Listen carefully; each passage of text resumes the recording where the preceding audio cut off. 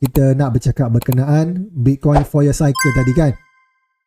So sambil-sambil korang dengar saya orang kata apa, explain ni, korang boleh komen lah. Kalau ataupun korang nak tanya soalan, korang boleh tanya soalan terus kan. Korang boleh tanya, sambil-sambil tu saya baca lah. Cuma kalau kita lihat secara Bitcoin 4 year cycle, dekat sini korang boleh lihat ada indikator namanya repetition fractal cycle. Yang mana indikator ini dia lihat secara jelas sebagai bagaimana 4 year cycle itu berfungsi. Contohnya kan, kita pun dah 4 kali cycle ni berulang-ulang sahaja. Cuma kita nak highlight untuk this cycle terlebih dahulu. This cycle kita telah pun melepasi 3 tahun yang pertama yang bermula daripada fasa accumulation. Tahun yang kedua fasa markup dan kenaikan yang pertama. Kita conteng. Okey.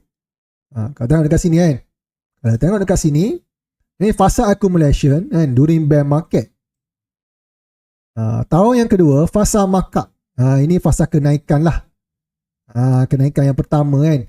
Dan ini adalah fasa rally during bull market. Ataupun dipanggil sebagai distribution. Dan sekarang ni kalau kita perhatikan orang kata apa, dah flash indicator bahawa pada 12 dan juga 16 Oktober yang lepas, ini adalah potensi top price untuk Bitcoin. Which is ramai yang tak percaya waktu tu kan, sebab of course lah, kenapa kita dah nak cycle top sedangkan kita baru nak panas ni kan, baru nak panas. Dia cakap baru nak panas ni.